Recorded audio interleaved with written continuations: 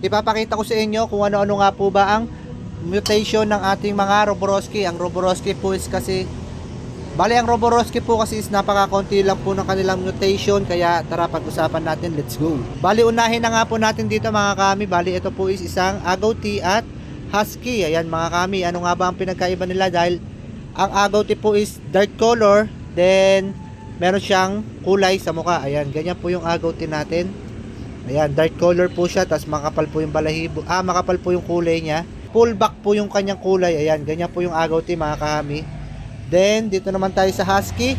Bali ang Husky po is light color lang, then yung kanyang mukha is ayan white face po. Ganyan po yung Husky mga kahami. Actually yung Husky kasi is kakaunti lang dapat yung kulay niya sa likod, pero ito po is parang nagiging fully black na rin yung kulay niya. Kaya karamihan ng tawag ng iba rito is Husky Agouti kung tawagin. Pero para sa akin is Husky po yung ganito. Ayan po. Bali dito naman tayo mga kahami sa Felfied at Pied. Bali ang Felfied po kasi is makapal po yung kanyang kulay. Ayan, dark na dark po yung kanyang kulay. Habang yung Pied naman is medyo light lang. Ayan, ganyan po ang pinagkaiba ng Felfied at saka Pied. Yung Pied po is medyo light lang po yung kulay niya. Di siya kagaya nung Felfied. Ayan, at syempre white face din po sila. Ayan mga kahami. Ganyan po yung Pied at saka Felfied. Ayan po. Dark color po yung Felfied at light color yung Pied. Bali dito naman tayo mga kahami sa medyo rare color. Bali meron tayo ditong head spot at white at saka platinum. Bali ano-ano nga ba ang kanilang pinagkaiba? Syempre ang head spot po is number 1 is meron siyang ayan, may tuldok siya sa ulo. Hindi nga lang po ganun kahalata, pero head spot po yan. Ayan mga kahami. Then syempre yung white is full white lang. Ayan, all white lang yung white. Ito yung white. At syempre yung ating platinum is, kung mapapansin nyo, ito platinum to eh.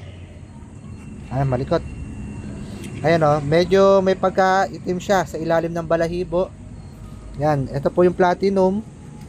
Ayan medyo may itim-itim po siya sa ilalim ng balahibo. Ayan mga kahami, kung mapapansin nyo. Pagdikitin natin yung white saka yung platinum. Bali, ito nga mga kahami, sobrang lilikot kasi nila. Ayan ang pinagkaiba ng white saka platinum. Bali, ito po is platinum, andito naman yung white. Ayan medyo may itim po sa ilalim ng balahibo itong platinum. Ayan kung mapapansin nyo, may itim po siya sa ilalim ng balahibo.